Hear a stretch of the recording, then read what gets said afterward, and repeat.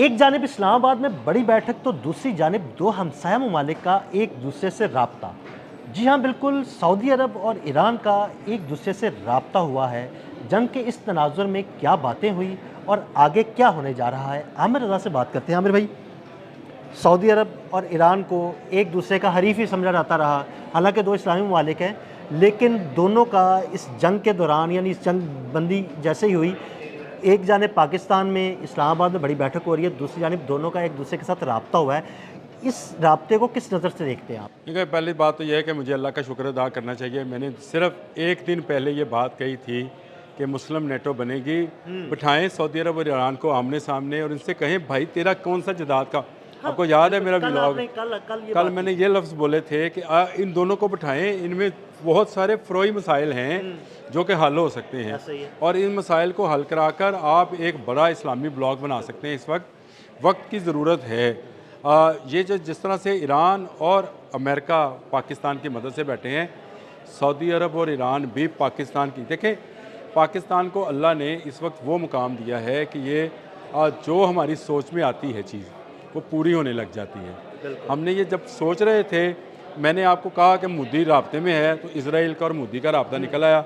मैंने आपसे कहा कि एक बड़ा इस्लामी ग्रुप और ब्लॉक बन सकता है। इस वक्त मौका है कि ईरान सऊदी अरब से कहे कि आप भाई बैठते हैं, हाँ, बिल्कुल, अपने बता यार तेरा बाबे मंदब बंद नहीं होगा, इख्तलाफात दूर करते हैं। हम जो हैं तुम्हारे लिए तजारत खोलते हैं, तुम हमारे लिए तजारत खोलो, मिलकर बैठते हैं। ऐसे मौके पर जबकि इन मुज़ाकरात के शुरू होने से पहले सऊदी अरब की एक रिफाइनरी पर हमला भी होता है। हाँ जी, ऐसे में अब्बास अरागची का शहजादा फैसल को फ़ोन करना, जो उनके वज़ीर ख़ारजा हैं, ये पाकिस्तान की एक और करामत है। ज़बरदस्त। यानी एक जानिब पाकिस्तान इस्लामाबाद में ईरान और अमेरिका को होस्ट कर रहा है, दूसरी जानिब पाकिस्तान की ही कोशिशों से ईरान और सऊदी अरब में भी राब्ता हो रहा है और उनमें अच्छी गुफ्तगू भी हो रही हो। और अच्छी गुफ्तगू के साथ साथ आप ये भी मैं लोगों को बताऊं कि हम सुबह जब व्लॉग कर रहे थे तो मैंने आपको एक लफ्ज़ बोला था और बल्कि एक जुमला पूरा बयान किया था कि अमेरिका के डॉलर प्रेशर में था, तो वो सऊदी अरब गया कि तमाम अरब ममालिक से कहो कि हमारे लिए पेट्रो डॉलर की स्कीम जो है, यानी पेट्रोल की जो कीमत और निकलने का है, ये सिर्फ डॉलर पर ख़रीदो फरोख्त जो है डॉलर पर होगी। बिल्कुल, ये पेट्रो डॉलर था। सुबह हमने पेट्रो युआन नहीं डिस्कस किया, पेट्रो युआन डिस्कस किया। तो पेट्रो युआन का आइडिया कौन लेके आया? ईरान। और अब सऊदी अरब से किसने रब्ता किया? ईरान ने। आप ये मुज़ाकरात ख़त्म होने नहीं दें। आप ये अल्लाह करे ये मुज़ाकरात कामयाब हों, जिस पर मेरी मेरी मेरी बड़ी तवक्कुआत हैं। ये मुज़ाकरात जैसे ही कामयाब होंगे, आपको न्यू वर्ल्ड ऑर्डर नज़र आना शुरू हो जाएगा। देखिए, बहुत सारी प्रेडिक्शन इस जंग से पहले भी हम करते रहे। अल्लाह का शुक्र है ये वो अल्लाह की तरफ से थी। हमने अपनी तरफ से कुछ बयान नहीं किया था, सिर्फ हालात के तनाज़ुर को देखते हुए हम लोग बयान करते हैं। बाकी अल्लाह पाक की जानिब से है कि वो उसको सही कर दें। हमने पेट्रो युआन की बात की, आज ईरान और सऊदी अरब का आपस में हो गया। आइंदा तेल की तजारत से अमेरिका आउट होने जा रहा है। ये एक बड़ी ख़बर है। ये इसको अगर आप समझें कि ये अमेरिका और ईरान के मिल बैठने से भी बड़ी ख़बर है। वाकई इसमें कोई शक नहीं। देखें, अमेरिका सऊदी अरब के ज़रिए इस पूरे खलीज में दाखिल हुआ था। अमेरिका इस सऊदी अरब के ज़रिए ही इस खलीज से बाहर जाएगा। वाह, ज़बरदस्त। ये बात ज़हन में रखिएगा। सऊदी अरब ही से कहेगा कि thank you very much, good bye, tata. Iran के साथ बैठने का मतलब ये है कि तैयब अर्दवान साथ बैठेगा, इंडोनेशियन, मलेशियन, मिस्र, पाकिस्तान, जितने इस्लामी कंट्रीज़ हैं उनके सरबराहान बैठेंगे। मिल बैठकर एक दूसरे के साथ, अगर किसी का कोई सरहदी तनाज़ा है, अगर इराक का ईरान के साथ आमिर भाई, देखिए, सऊदी अरब और ईरान का तो कोई सरहदी तनाज़ा है किसी का भी नहीं है। बिल्कुल। इवन इराक की सरहद मिलती है ईरान के साथ, उन दोनों का कोई सरहदी तनाज़ा नहीं तो है। मैं ये नहीं है, वहाँ पे है वो। अगर वो बड़ा वो कोई बहुत कबीला बड़ा एक conflict नहीं है। नहीं, वो कबीला है जो हाँ कि जी, ईरान के ख़िलाफ़ जो रहते हैं हमेशा, बिल्कुल। उनकी बात रहने दे, वो अलग, लेकिन सरहदी तनाज़ा हाँ, कोई सरहदी नहीं है। तनाज़ा कोई नहीं इसी है। तरह ये जितनी गल्फ स्टेट हैं, GCC जिनको बोला जाता है, इनमें भी कोई सरहदी तनाज़ा एक आध नहीं है। किसी जजीरे का कोई तनाज़ा है, वो आप अक्सर वो उसका ईरान जिक्र का करते है, हैं, वो जिक्र क्या करता हूँ, छोटा सा है, वो उसका छोटा भी सा कोई जजीरा, मसला वो नहीं। भी सॉल्व हो जाएगा। जब आपका कोई इस तरह का मामला नहीं है, तो फिर आप अमेरिका के या चाइना या रशिया की तरफ क्यों देखते हैं? इस्लामी मुल्क जो हैं उनको अब एक पासबान मिल गया है, उनको एक रहबर मिल गया है, उनको एक एटमी क़ुव्वत मिल गई है, उनको एक सुपर पावर मिल गई है। तो उस ब्लॉक के नीचे आप जमा हो जाएं, आप ही अपनी वीटो पावर ले लें। बिल्कुल आप वीटो जिस पावर दिन कोई एक आप इस्लामी जिस मुल्क दिन वीटो पावर ले सकता है। आप जिस दिन इस पैक्ट पर दस्तखत कर देंगे कि हम सब पर हमला, जो एक पर हमला हाँ जी, सब पर सब हमला पर होगा, हमला तस्वुर होगा। उस दिन आपकी कौम मुत्तहिदा में वीटो की सीट होएगी। बिल्कुल, और इस्लामी दुनिया की वीटो की सीट का मतलब आप मुझसे बेहतर समझते हैं कि वीटो क्या हैसियत रखता बिल्कुल है। ऐसे ही है। इस वक्त कोई इस्लामी मुल्क किसी के पास कोई वीटो पावर नहीं है। जर्मनी है, रशिया है, अमेरिका है, बरतानिया है, चीन है, ये वीटो पावर, फ्रांस है, हाँ जी, ये बिल्कुल। वीटो पावर्स हैं। हम कहाँ पे हैं? तो इस्लामी दुनिया जो दुनिया का 1/3 है वो उसके पास वीटो पावर ही नहीं है। तो ये एक ऐसा मामला है। मैं ये अब्बास अरागची का फ़ोन और वो भी शहज़ादा फैसल को, मैं ये समझ रहा हूँ कि ये मुस्तकिल जंग बंदी की तरफ एक बहुत बड़ा कदम है और मुस्लिम नेटो बनने की तरफ एक बहुत बड़ा कदम है। वो जो हमारी ख्वाहिश हमारे दिलों में हम निजी आमिर भाई, महफिलों में मैं बैठकर जब बात करते अक्सर आपके साथ वीलॉग्स करता हूँ और इसमें कहीं किसी ना किसी वीलॉग में आप इस्लामिक नेटो की बात कर देते हैं।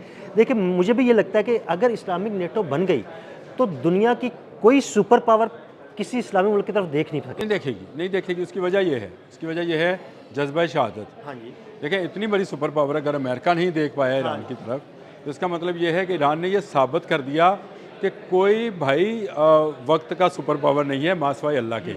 अगर आप अल्लाह पर भरोसा करें तो अगर ये सारे मुल्क ही आपस में मिल जाएं, देखें ये एक छोटी कुव्वत तो नहीं है। क्या तुर्की एक छोटी आर्मी पावर है? नहीं, बिल्कुल भी नहीं। इंडोनेशिया को छोटी आर्मी पावर है, पाकिस्तान एटमी पावर है और छोटी क्या, अब तो सुपर पावर है। और भी देखिए ना, मज़े की बात ये कि पाकिस्तान एटमी ताकत, तुर्किया एक बड़ी दिफाई दिफाई कुव्वत है, ये हो गया। अगर हम गल्फ़ की तरफ आएँ तो ये तेल की दौलत से माला माल है, ठीक है।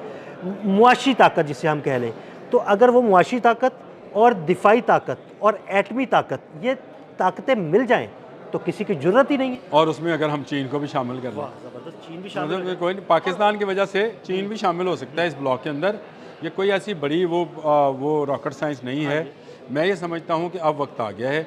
अब्बास अरागची ने पहल की है, अब शहज़ादा फैसल को तेहरान का दौरा ही कर देना चाहिए। बिल्कुल ऐसे देखिए, अमन के दिन है, अमन के दिन है, खैर सगाली के तौर पर अगर वो दौरा कर ले तो क्या बात है। या यहाँ से फारिग हों तो वहाँ चले जाएं, तुर्की में बैठ जाएं, किसी जगह पर बैठें और बैठकर ये फैसला करें कि भाई अब हमें अमेरिका, रशिया और किसी दूसरे मुल्क की तरफ देखने की कोई ज़रूरत नहीं है।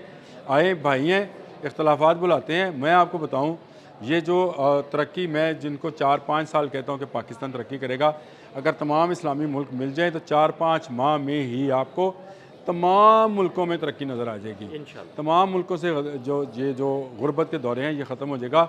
गज़ा से इज़राइल भाग जाएगा, लेबनान से इज़राइल भाग जाएगा। ये जो हमें अपने बैतुल मुक़द्दस के बारे में फ़िक्रमंद रहते हैं हम सारे भाई, ये इस वक्त हर जुमे में नमाज में दुआ कर रहे होते हैं फ़लस्तीनियों के बारे में, उससे निजात मिल जाएगी। क्योंकि फिर इज़राइल वाकई में ही गल्फ़ में अकेला रह जाएगा, कोई इसकी सुनने वाला नहीं होगा। यहूदी कंपनीज़ यहाँ से चली जाएंगी, मुसलमान कंपनीज़ जो हैं वो कम सरमाया से और कम आमदन से काम शुरू कर सकती हैं। लेकिन सारी जगहों पर हम अपना ही जो है काम कर सकते हैं। हमें बाहर से वेपन लेने की भी ज़रूरत नहीं आप है।